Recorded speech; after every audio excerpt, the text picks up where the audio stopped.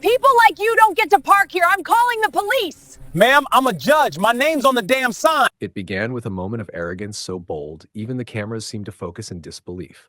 A white SUV glided into the Briarwood Civic parking annex, slow enough for the driver to read every sign, yet selective enough to pretend one particular sign didn't exist.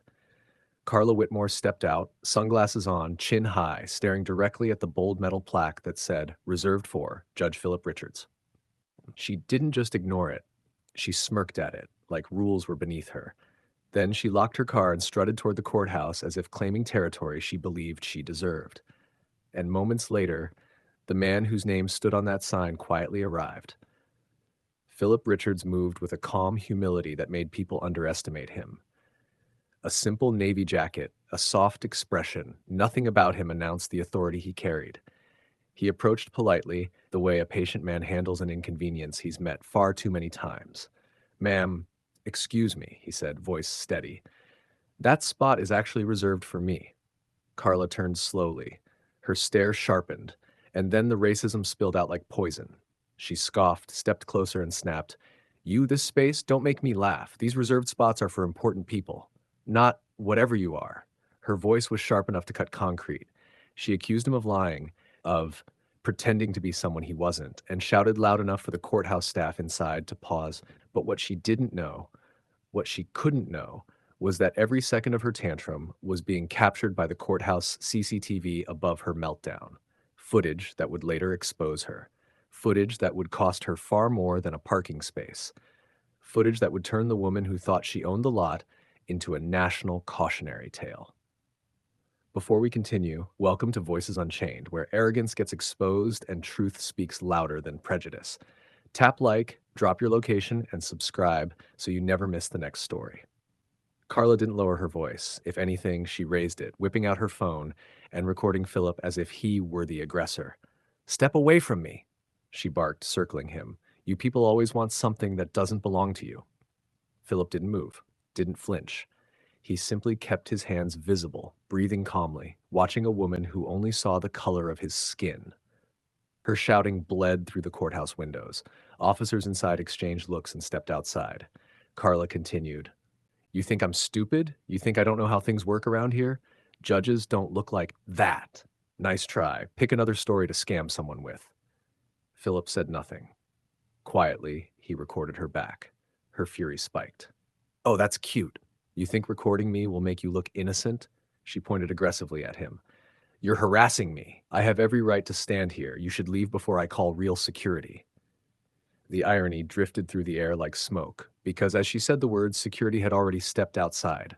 3 officers appeared. Hale, Bristow, Keene. She rushed to them. "Officers, thank God, he's threatening me. He's trying to intimidate me. I only parked my car."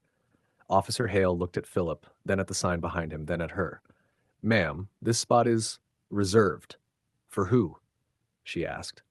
They stepped aside. Judge Philip Richards, her face drained. Yet she doubled down. "Anyone could put a name on a sign. He doesn't look like." "Watch your words," Officer Bristow snapped. Her confidence cracked. The courthouse door opened. Chief Warren Slate, administrators Mara Connolly and Victor Dane, and finally Judge Leonard Briggs emerged. Carla's smile stretched desperately. "Sir, please, you can help.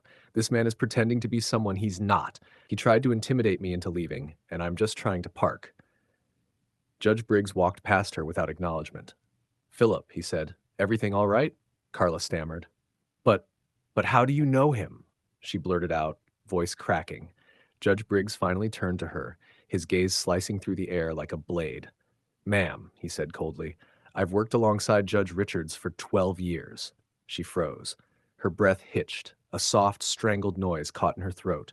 Judge Briggs stepped past her, walked toward the sign she had mocked earlier, tapped it once with his finger, and said, "You chose to ignore a sign with his name printed in full, and then you berated him in his own reserved space." "No, wait, I didn't see it. I wasn't trying to be disrespectful. He looked, Her excuses fell apart faster than she could form them. Every officer stared. Chief Slate crossed his arms. Mara Connolly shook her head with quiet disgust. And Philip? He said nothing. He didn't need to. The truth was standing all around her, in uniforms, in titles, in witnesses, and in the camera mounted above her, recording every hateful word she'd spit out. Judge Briggs gave her a final, icy look. "Move your vehicle," Briggs ordered. She scrambled away, nearly tripping as she fled. Her public decline had begun. Carla sat stiffly in her SUV, hands trembling on the steering wheel, eyes darting toward the courthouse like a hunted animal searching for an escape. But the truth was already out. Her shouting, her insults, her racism, all of it had witnesses, and all of it had been caught on the courthouse CCTV perched directly above her meltdown. 20 minutes later, a patrol car arrived. 2 officers approached her SUV. "Ma'am, we reviewed the CCTV footage." Her excuses died instantly. She was cited for parking in a restricted area, creating a disturbance and public harassment. Inside, Philip gave his statement, calm, measured, exact. Judge Briggs urged him to file a formal report, and he did. The courthouse reviewed every second of the footage. Nothing Carla claimed survived the truth. Her edited phone video meant nothing beside the raw evidence. The picture was crystal clear. Carla Whitmore had harassed a sitting judge, then lied about it. She underestimated him. She underestimated everyone. Philip filed a civil suit. Carla settled for $200,000, a number that echoed through every part of her life. News outlets seized the footage.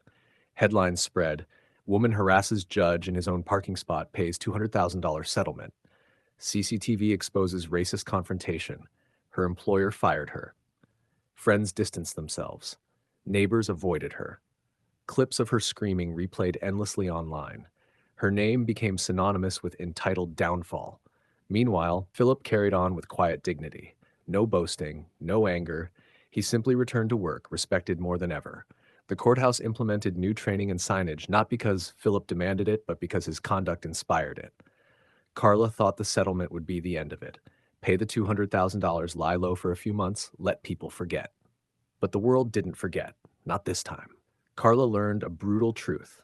When arrogance becomes routine, humiliation becomes inevitable. Her story spread far beyond Eastgate Heights, turning her from confident aggressor into a national cautionary symbol. Philip's composure, however, became the heart of the narrative. He stood as proof that poise can dismantle prejudice more effectively than rage ever could. Her downfall was rapid. His respect only grew. In the end, that confrontation became a mirror showing how quickly arrogance collapses. A mirror revealing that those dismissed as less than often carry the most authority. Carla paid a high price for prejudice, a price printed in 6 digits. But Philip proved something deeper. Authority doesn't shout. It doesn't posture. It simply is. He didn't meet hate with fury. He met it with composure and truth. And the world saw it. She walked into that lot believing she owned the space. He walked away reminding everyone who truly carried the weight of integrity. Justice didn't roar. It arrived quietly, grounded in patience and fact. Never underestimate the quiet ones. Never assume superiority because of skin. And never forget, the person you look down on today may hold your fate tomorrow. If this story hit you the way it hit us, show some love. Like, share, and tell us where you're watching from. And if you haven't subscribed yet, now's the perfect time. More stories are coming.